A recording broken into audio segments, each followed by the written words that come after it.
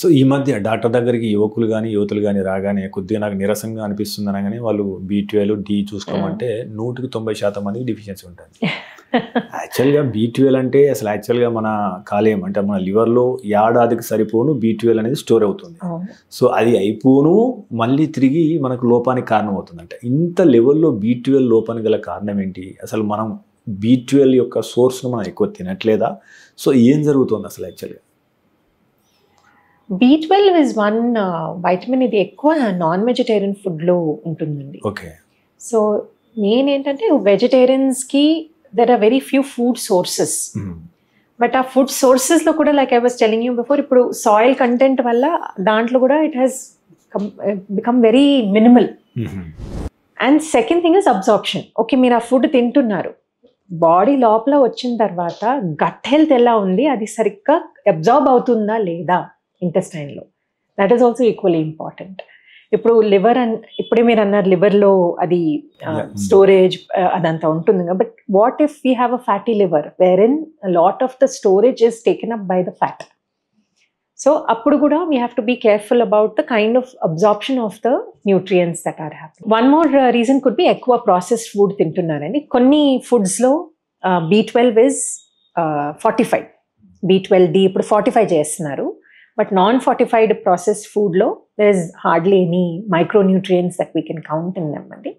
So that could also be one of the reasons why B12 is less. So according to you అంటే బాగా మనకు available ఉన్న వాటిలో what is the అంటే rich B12 source మీరు ఏది తీసుకుంటే బాగుంటుంది అంటారు?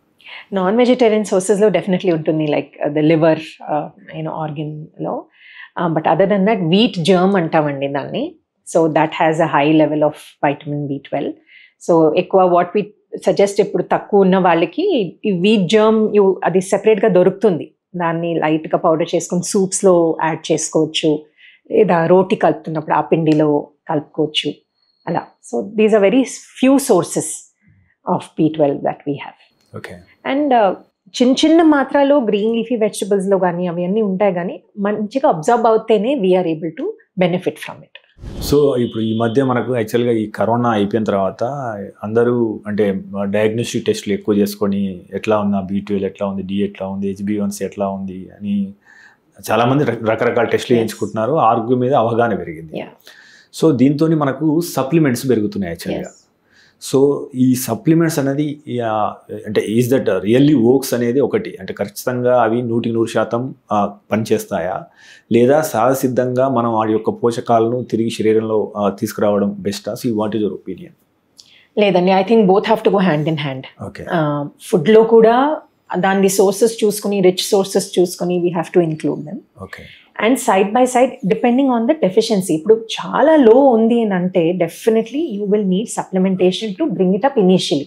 Because say for example vitamin D deficiency వల్ల ఒబేసిటీ కూడా రావచ్చండి, అండ్ డిప్రెషన్ కూడా రావచ్చు. So when you're facing those discomforts, దాన్ని ఇమ్మీడియట్గా ఎలా సొల్యూషన్ తీసుకురావాలి అని చూస్తూ ఉంటాం. So initial if it is a very low deficiency డెఫినెట్గా సప్లిమెంటేషన్ అవసరం. Along with that food sources కూడా చూసుకుని రెండు తీసుకునేలాగా చూసుకోవాలన్నమాట. And I personally believe in a lot of plant based supplements అండి, బికాజ్ ఆ ప్లాంట్ నుంచి ఎక్స్ట్రాక్ట్ చేసినవి I feel is a better option compared to any chemical or synthetic sources of micronutrients. Okay.